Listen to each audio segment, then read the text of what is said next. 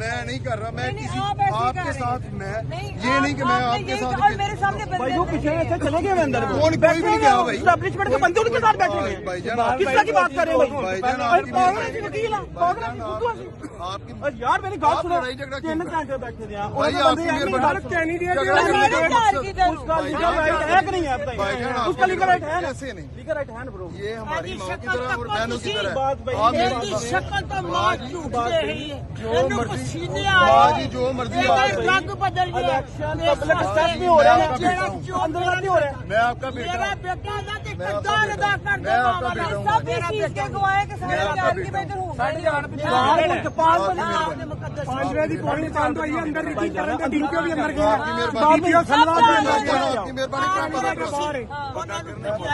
करो जाके यार हमें करने को 10 मिनट होना उस साइड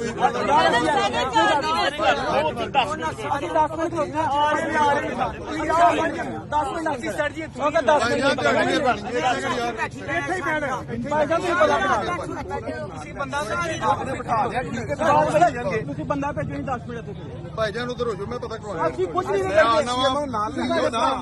ਮੈਂ ਆਣਾ ਭਾਈਓ, ਮੈਂ ਕੋਈ ਯਾਰ ਅੱਜ ਤੱਕ ਕੈਂਡੀਡੇਟ ਨੂੰ ਡੱਕੀ ਮੇਰੀ ਵਾਲਦਾ 50 ਭੈਣਾਂ ਜਾਣੇ ਅੱਲਾ ਦੀ ਕਸਮ ਜੋ ਤੁਹਾਨੂੰ ਕਿਹਨੇ ਮਨਾ ਕੀਤਾ? ਅੱਲਾ ਦੀ ਕਸਮ ਜੋ ਆਪਣੀ ਮਾਂ ਨਹੀਂ ਕਸਮ ਛੱਡੋ ਯਾਰ ਯਕੀਨ ਗੱਲਾਂ ਕਰ ਰਹੇ ਯਾਰ ਮੁੱਲੇ ਕੇ ਪਾਕਿਸਤਾਨ ਹੈ ਯਾਰ ਤੁਸੀਂ ਯਾਰ ਕੈਂਡੀਡੇਟ ਨੂੰ ਅੰਦਰ ਜਾ ਕੇ ਰੋਕ ਤੁਹਾਡਾ ਤਿਆਰ ਹੀ ਨਹੀਂ ਹੈ ਪੁਲਿਸ ਦਾ। ਅਸੀਂ ਆਪਣਾ ਲੀਗਲ ਰਾਈਟ ਭਾਈ ਜਾਨ ਤੁਹਾਡੀ ਮਿਹਰਬਾਨੀ। NA 166 कमल शोजब यहाँ पे तहरीक इंसाफ की कैंडिडेट हैं और ये देखें ये 2 डब्बे समी गिलानी की तरफ से घर से भर के ये रख दिए गए हैं।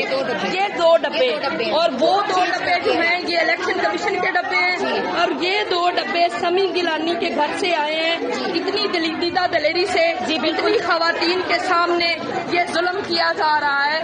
ये 2 डब्बे ये बार बार मैं रिपीट कर रही हूँ कि ये वाले 2 डब्बे भर के रखे गए हैं और ये 2 इलेक्शन कमीशन की तरफ से हैं और प्रिजाइडिंग ऑफिसर हमारी बात नहीं सुन रही। ये इतनी आवाम के सामने जुल्म किया जा रहा है।